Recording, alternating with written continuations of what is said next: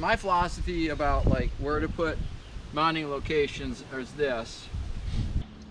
is vertical loads really require vertical structure to accept. I mean, you don't really want to load a horizontal structure, you're just going to cause it to bow. So as far as where to put this, I want to put this mounting hole, given the fact that I want these spacers here, as close to this vertical structure. This is what's going to take the vertical load, is that vertical structure, transmitting it up and down to pull.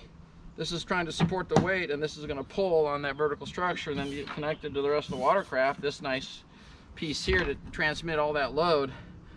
That's what I want. So slide it through the bottom like so. All I really want to do is just kind of have that finger tight, just to make it sure that it's there. It'll allow this to be a good drill guide for the other hole. There, I was too far. I had it too far out. It was really pretty close. And there it's kind of tight.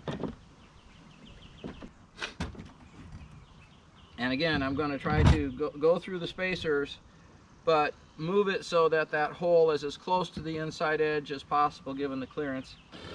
And then just go ahead and do that. So I've committed to that hole right there, 1/4 inch hole, right in the rail, and I think I like that better. That provides the hole spacing. This becomes a drill. This really becomes a drill guide for both the 1/4 inch and the 5/16 bolts, as you'll see as we progress. Do something like this. I've never done that before. Let's go ahead and just again put that on. Just a little bit better than finger tight. Again, just to be a drill guide. It again is the assembly tooling to drill the holes on the unfinished side of the crossbar. So what I calculated. Okay, and the crossbar is going to do something like that, and the crossbar center line is going to be approximately 20.5 inches. 20.55.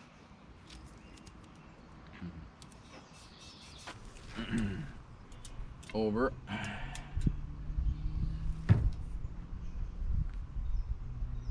It's going to be right about there. So I've just used things like packing foam, or some wood shims, plastic shims, and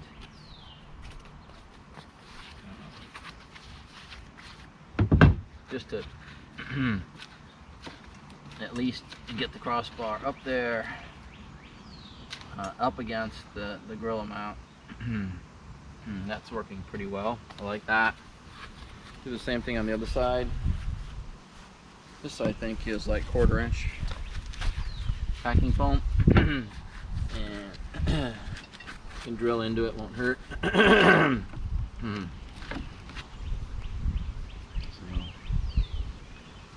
And you could use like a wood clamp once you get it kind of this close. So I'm just eyeballing the center. I'm gonna go ahead and turn this upside down, but sorry for the crazy angle. But you can basically just see that there's that nice little ridges on the grill mount that match to the edges of the crossbar. So you just can eyeball that, and if it's eyeballed close, that's centered enough to drill your 2 holes where the 5/16 mounting bolt goes between the grill mount and the cross member. And these are the drill guides. So makes it really easy to get those holes just right. And once we have it up in this location and about right, then all we're doing is we're just measuring this distance and making sure that the crossbar is approximately centered the way we like it, even though we haven't cut off this edge. See if this length is really what we like and it makes sense. There's 9 3/16. There's 9 5/16. So maybe I just make it 9, call it 9 1/4 at this point.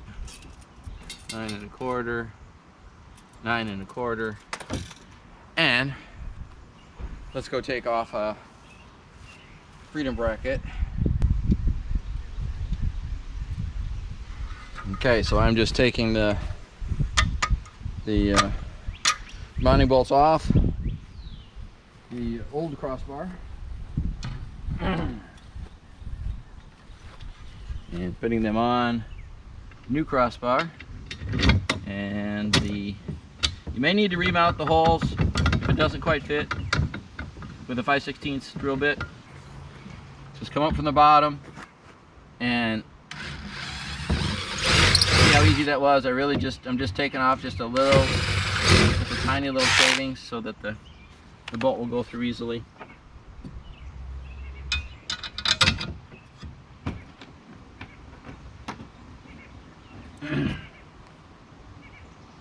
Now,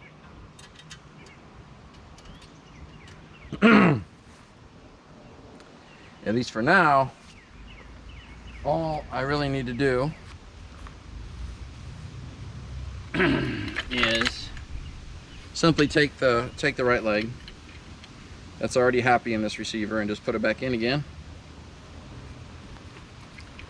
and just observe what it looks like up against the hole.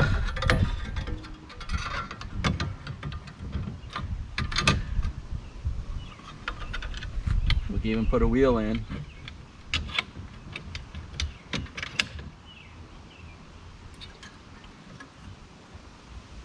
Hard. Yeah, okay, now what I'll do is I'll just temporarily put a wheel on and just watch the stroke as it goes past the hole and see if I like the looks of that. And I realize we're a little sloppy up there, so we'll try to straighten it out so that it's going to be the way it's going to be when it's finally installed. Rid of that spacer washer between the wheel and the post. Okay? Now you can see that it's tipping because I don't have it tight.